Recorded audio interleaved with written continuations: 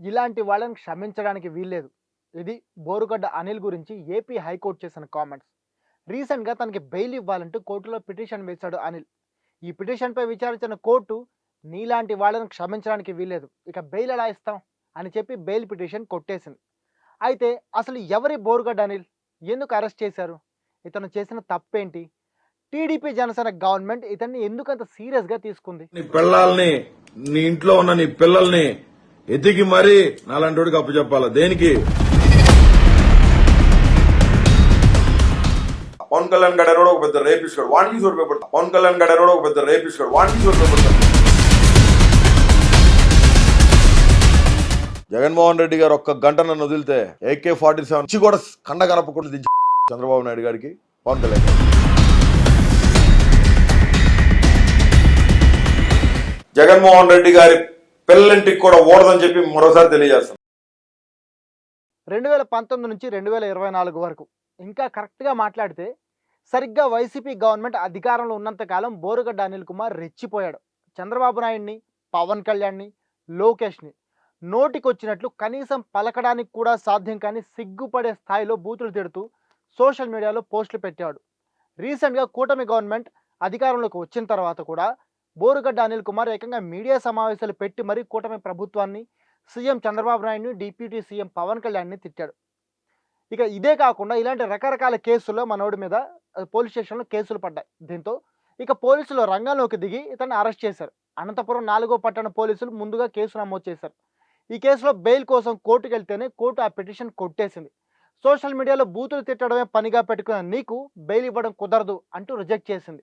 అయితే వైసీపీ హయాంలో బోరుగడ్డ అనిల్ వైపు చూడాలంటేనే పోలీసులు సైతం భయపడేవాళ్ళంట. నిజానికి గుంటూరు సిటీకి చెందిన అనిల్ కేంద్ర మంత్రిగా పనిచేసిన రామ్దాస్ అఠవాలే అనుచరుడిగా చెప్పుకుంటూ రిపబ్లికన్ పార్టీ ఆఫ్ ఇండియా రాష్ట్ర అధ్యక్షుడిగా చలామణి అయ్యాడు. అదే టైంలో జగన్ను అన్నా అని పిలుస్తూ నేను కూడా పులివెందులు వాడినే అన్నా అంటూ వైసీపీకి దగ్గరయ్యాడు. అసలే వైసీపీలో బూతుల లీడర్లు ఎక్కువ, వాళ్ళకే అక్కడ డిమాండ్ కూడా. ఆ డిమాండ్ దృష్టిలో పెట్టుకుని టీడీపీ జనసేనలపై మనోడి బూతుల దండకాలు విని సోషల్ మీడియాలో చూసి వైసీపీ హైకమాండ్ కూడా బోరుగడ్డకి ఇంకొంచెం సపోర్ట్ ఇచ్చింది. ఆ సపోర్ట్ చూసుకొని అనిల్ ఇంకా రెచ్చిపోయాడు. సోషల్ మీడియాలోనే కాకుండా ఏకంగా మీడియా ముందు టీవీ ఇంటర్వ్యూల్లో ఇష్టం వచ్చినట్లు మాట్లాడేవాడు. ఏకంగా చంద్రబాబు నాయుడిని తన చేతులతో హత్య చేస్తేనే తనకి మనశ్శాంతి అని ఒక ఇంటర్వ్యూలో చెప్పాడంటే మనోడి సైకోయిజం ఏంటో అర్థం చేసుకోండి.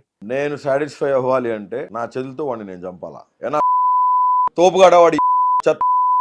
వైసీపీ 5 ఏళ్ల పాలనలో జగన్కు వ్యతిరేకంగా ఎవరు మాట్లాడినా వాళ్ళపై మాట్లాడడానికి కూడా వీలు కాని అసభ్యకర బూతులతో విరుచుకుపడేవాడు. జగన్కు వ్యతిరేకంగా మాట్లాడితే చంపేస్తానంటూ బెదిరించేవాడు. చంద్రబాబు నాయుడు, పవన్ కళ్యాణ్, లోకేష్ల గురించి అయితే సభ్య సమాజం సిగ్గుపడేలా మాట్లాడేవాడు. 2022లో పవన్ కళ్యాణ్ ఏదో కార్యక్రమం మీద వైజాగ్కి వస్తానని మీడియా ముందు చెబితే దానిపై సోషల్ మీడియాలో ఓ వీడియో పోస్ట్ చేశాడు అనిల్. అందులో ఏకంగా పవన్ కళ్యాణ్ భార్యల్ని, కూతుల్ని సైతం తనకి అప్పగించాలని రెచ్చిపోయాడు. పిల్లల్ని నీ ఇంట్లో ఉన్న నీ పిల్లల్ని ఎతికి మరీ నాలంటోడికి అప్పచెప్పాలా దేనికి? ఓ మీడియా మీటింగ్లో అయితే జగన్ ఆదేశిస్తే పవన్ కళ్యాణ్ని చంపేస్తానని బహిరంగంగా చెప్పాడు. జగన్మోహన్ రెడ్డి గారు ఒక్క గంట నన్ను వదిలితే AK-47 నుంచి కూడా కండ కలపకుండా దించి పవన్ కళ్యాణ్ గారికి. ఇలాంటి వివాదాలు అరెస్ట్ చేయడానికి ప్రయత్నిస్తే జగన్ పేరు వాడుకునేవాడు. అధికార పార్టీ అండదండలు కూడా ఇంటర్నల్గా ఉండడంతో పోలీసులు కూడా ఏం చేయలేని పరిస్థితి. టీడీపీ జనసేన పార్టీలు ఎన్నిసార్లు కంప్లైంట్ ఇచ్చినా ఎలాంటి ఫలితం లేకుండా పోయింది. ప్రతిపక్షాలే కాకుండా వైసీపీతో జగన్తో విభేదించి బయటకు వెళ్లిపోయిన Nellore rural YCP MLA Kotamreddy Sridhar Reddy, MP Raghuramakrishnaraju వంటి వాళ్ళను కూడా నోటికొచ్చినట్లు తిట్టాడు. సరిగ్గా ఎలక్షన్స్కి ముందు కూడా చంద్రబాబు నాయుడు ఆయన ఫ్యామిలీ మెంబర్స్ని ఇష్టం వచ్చినట్లు తిట్టాడు. ఆయన సామాజిక వర్గానికి చెందిన వాళ్ళ ఇళ్లలో దూరి మహిళలపై అత్యాచారం చేసి అందరినీ చంపేస్తానని బూతులు తిడుతూ సోషల్ మీడియాలో వీడియోలు షేర్ చేశాడు. దీనిపై కూడా కేసులు నమోదయ్యాయి. ఇక బోరుగడ్డ గుంటూరు హాస్పిటల్లో చేసిన రచ్చ అంతా ఇంత కాదు. జూనియర్ డాక్టర్లపై చేయి చేసుకోవడంతో జూనియర్ డాక్టర్లు ఏకంగా 2 రోజులు ధర్నా కూడా చేశారు. ఇక తన ఇంటి ముందు నుంచి ఎవరైనా వెళితే నా ఇంటి ముందు నుంచి వెళ్తావా, నీకెంత ధైర్యం అంటూ దౌర్జన్యం చేసి తన మనుషులతో దాడులు కూడా చేయించేవాడట. అయితే అన్ని రోజులు మనం కాదంటారు పెద్దలు. సరిగ్గా అలాగే 2024 ఎన్నికల్లో ప్రభుత్వం మారడం, వైసీపీ కేవలం 11 సీట్లే గెలిచి ఘోరంగా ఓడిపోయి ప్రతిపక్ష హోదా లేక అసెంబ్లీకి వెళ్లడమే మానేయడంతో బోరుగడ్డకి గడ్డుకాలం వచ్చింది.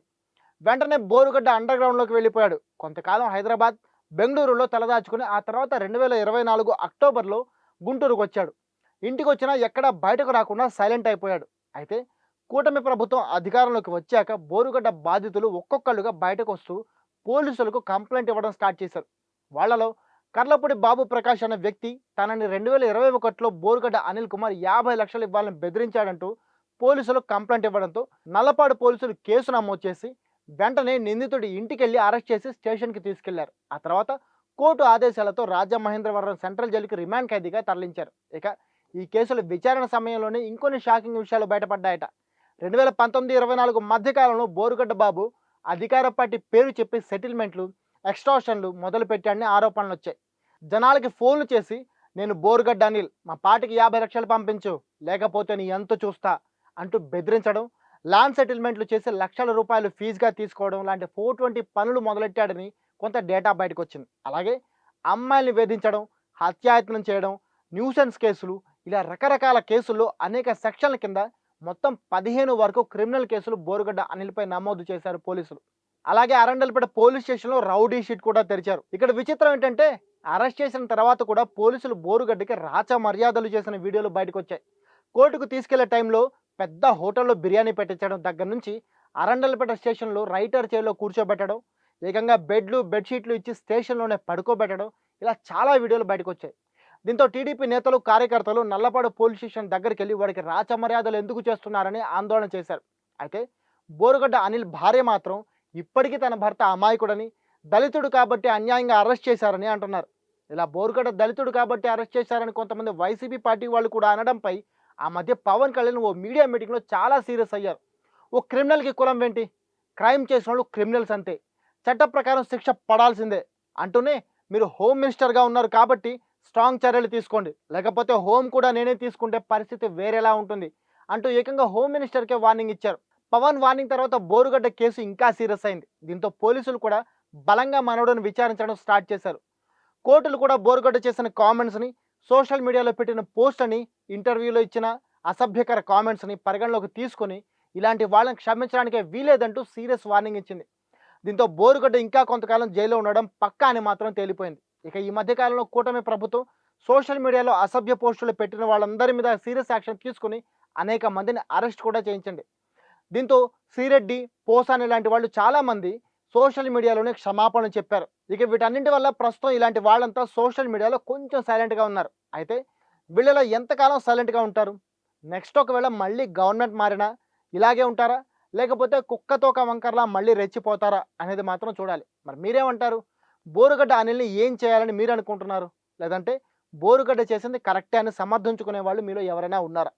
మీ ఒపీనియన్ కామెంట్ చేసి చెప్పండి. అలాగే ఈ వీడియో మీకు నచ్చితే ఒక లైక్ చేసి మీ ఫ్రెండ్స్ అండ్ ఫ్యామిలీ కూడా షేర్ చేయండి. ఇక ఇలాంటి ఇన్ఫర్మేటివ్ కంటెంట్ కోసం మా దిశ టీవీ యూట్యూబ్ ఛానల్ సబ్స్క్రైబ్ చేసుకోండి. ఇది వాళ్ళ టాప్ స్టోరీ. నేను మీ కేబీకే సైనింగ్ ఆఫ్.